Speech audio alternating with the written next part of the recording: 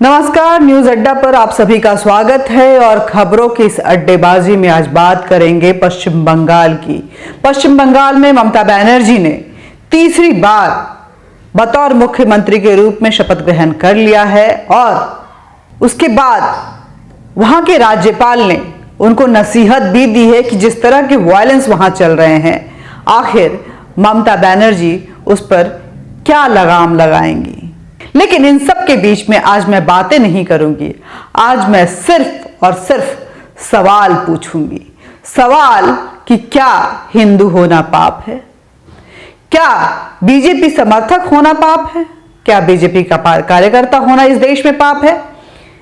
क्या मैं अगर हिंदुत्व का झंडा बुलंद करती हूं तो इस देश में पाप कर रही हूं जो मेरा गला काट दिया जाएगा और प्रशासन और मीडिया हर कोई चुप्पी साधे रहेगा?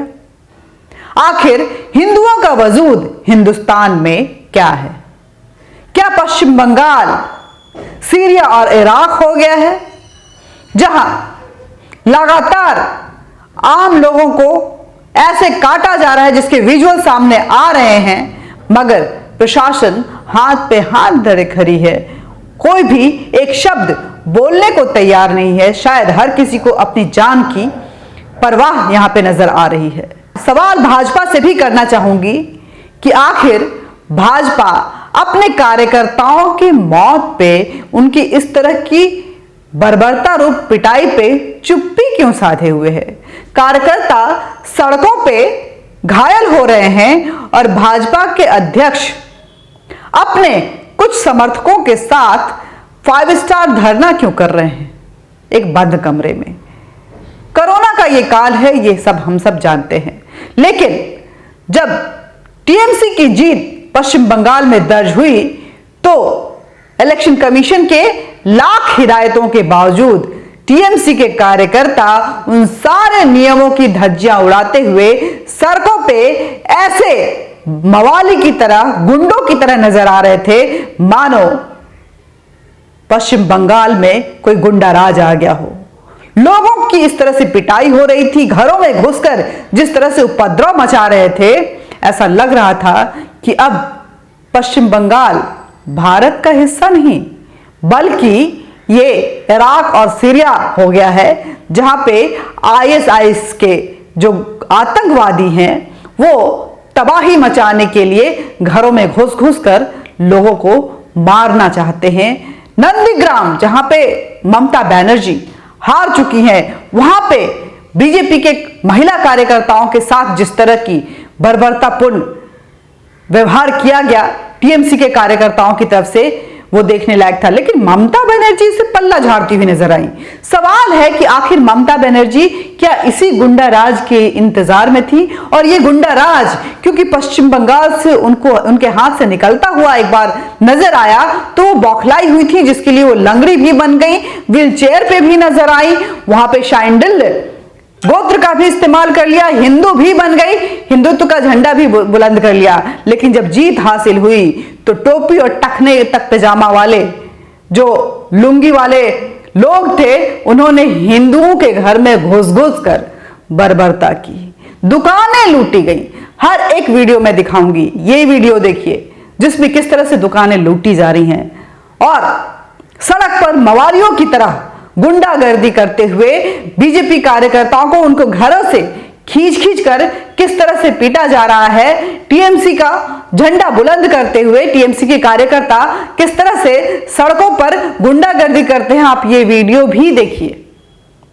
मैं आपके साथ एक और वीडियो शेयर करना चाहती हूं जिसमें टीएमसी के कार्यकर्ता लाउड म्यूजिक के साथ, समझ सकते हैं कि कितना असंवेदनशील परिस्थिति है ये, जहां पे लोग नाचते गाते अबीर खेलते हुए घरों में घुस रहे हैं। टीएमसी के कार्यकर्ता टीएमसी के झंडा हाथ में लिए हुए और घर में घुसकर लोगों की पिटाई कर रहे हैं, घर में तोड़फोड़ मचा रहे हैं। महिलाओं को भी वो नहीं मान रहे हैं, महिलाओं की भी पिटाई कर रहे हैं।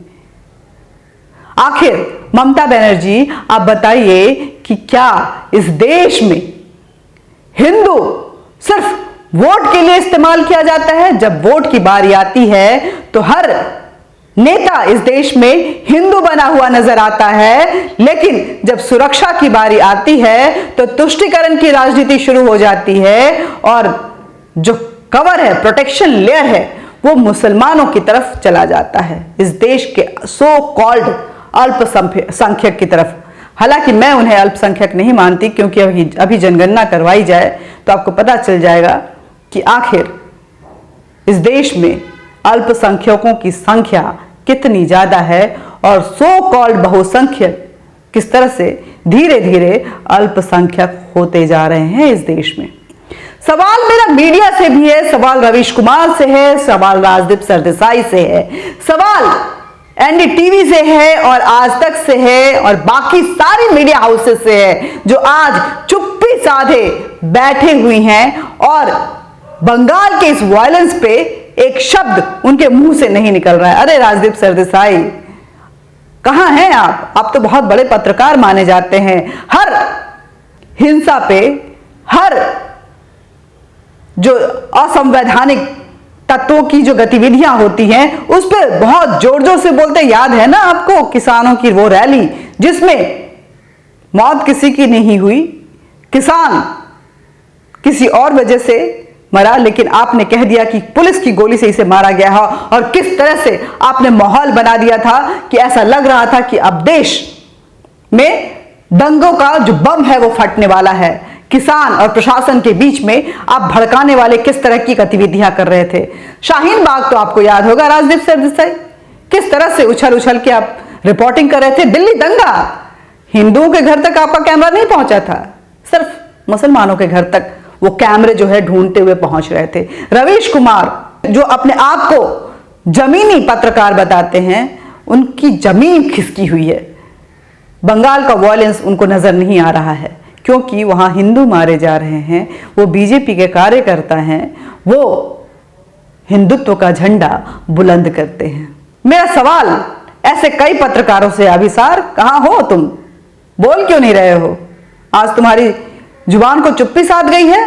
सिर्फ ये तुम्हारी जुबान जो है बुलंद होती है जब मुसलमान को घिरता हुआ देखते हो, वो भी सो कॉल्ड। कोई भी हिंदू आज तक किसी मुसलमान को मारने नहीं गया है। मुसलमानों ने वो आतताई आतंकी गतिविधियां अपनाई हैं कि इस देश के हिंदू त्राहिमाम कर रहे हैं।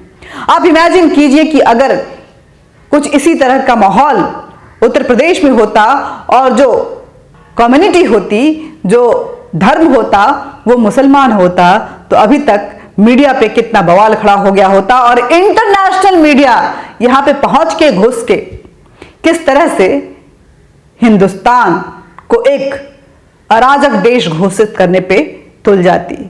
दुश्मन सिर्फ बाहर ही नहीं है, दुश्मन सीमा पार ही नहीं है, दुश्मन इस देश में भी हैं जो इस देश को बर्बाद करने के लिए पूरी तरह से समर्पित हैं।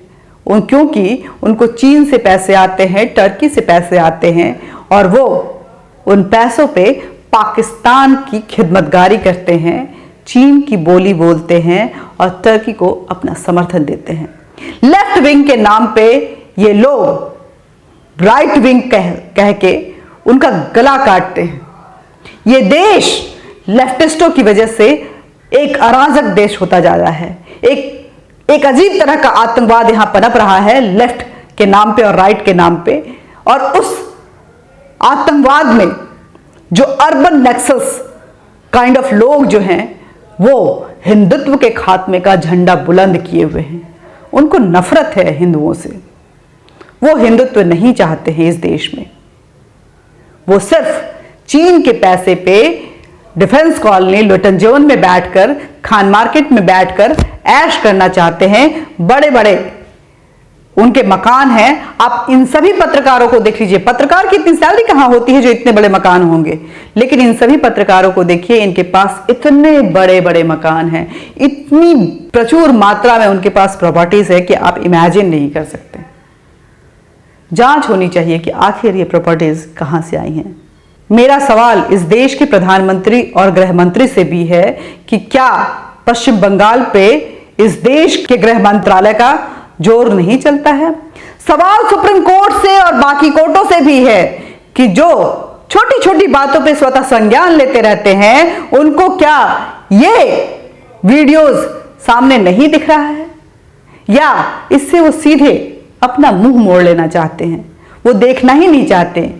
उन्हें तो मजा आ रहा है कि कैसे एक जो मजबूत सरकार है, जनता द्वारा चुनी हुई सरकार है, उसको कैसे नीचे गिराया जाए और सेकुलरिज्म के नाम पे इस देश को एक एक करके बर्बाद करते हुए हिंदुओं का कैसे खात्मा किया जाए।